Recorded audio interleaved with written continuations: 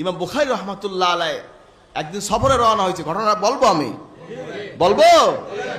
ইমাম বুখারী রহমাতুল্লাহ আলাইহি সফরে রওনা হয়েছে। রওনা হওয়ার পথে হঠাৎ করে জাহাজ সাগর পথে কিছু স্বর্ণ মুদ্রা তার পথের স্বর্ণ মুদ্রা নিয়ে এনেছে পথের খরচের জন্য। আমরা ঢাকা গেলে কিছু টাকা লইয়ে যাই না, কথা কান নাকা, ৫-১০ হাজার টাকার সঙ্গে নেন না আপনি। ও সময় তো স্বর্ণ মুদ্রা ছিল, তখন তো আমরা এই কাগজের টাকার প্রচলন ছিল না। ইমাম বুখারী রহমাতুল্লাহ কিছু টাকা এই স্বর্ণ মুদ্রার সঙ্গে নিয়ে গেলেন। আর তিনি ওই মুদ্রা গুনতে আছে, খরচ বাদে আমরা টাকা গুনি না। এ ভাই, আমরা বাসে করে নামছি, খাইছি বা খরচ করছি, এরপরে আমরা টাকা গুনি না, কয় টাকা আছে আমার গুনি না আমরা। তিনি ওই রকম গুনতেছেন। পাশে এক লোক দেখছে কয়টা নোট, কয়টা পয়সা, কয়েন, মুদ্রা, এটা জেনে ফেলছে, কারণ সে দেখছে। এবার বহে থুইয়া ছোট খুঁতির মধ্যে বাইন্দা ভিতরে রেখে দিয়েছে। এখন কিছু সময় পরে ওই যে পাশের লোকটা ছিল সে কয় আমার এত টাকা হারান গেছে, আমার এত টাকা পাইতেছি না, কেরা জানি চুরি করছে। পালা ডয়নি কখন তো কি বিপদ না। এখন কিছুক্ষণ পরে জাহাজে সব সার্চ করা শুরু করছে, সবাই পকেট সার্চ করতেছে। ইমাম বুখারী রহমাতুল্লাহ চিন্তা করলেন যে টাকার মালিক তো আমি, এতে তো কোনো সন্দেহ নাই, এই মুদ্রা তো আমার, কিন্তু ও তো ষড়যন্ত্র করেছে। যাই হোক, মানুষ তো ষড়যন্ত্র বুঝবে না, মানুষ মনে করবে যে বাস্তবিক মানে ওর টাকা আমি চুরি করেছি।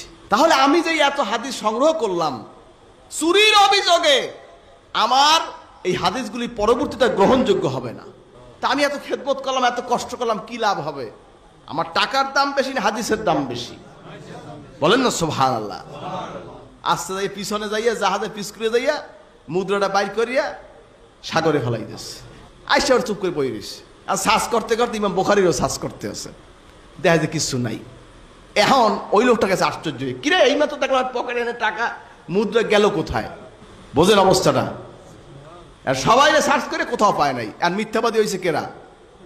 কথা কান না খা, মিথ্যাবাদী কেরা হয়েছে?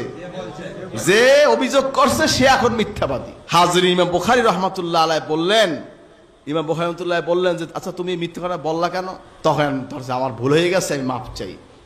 আপনি করছেন গিয়া কন সবাই সামনে।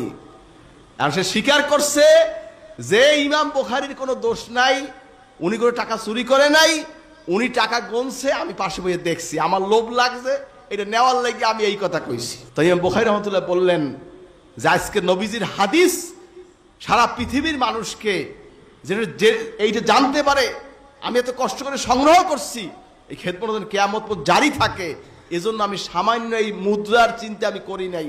নবীজির হাদিসের খাতিলে, নবীজির হাদিসের ইজ্জতের খাতিলে আমি মুদ্রাটা ফালাইয়া দিছি। বলেন না সুবহানাল্লাহ।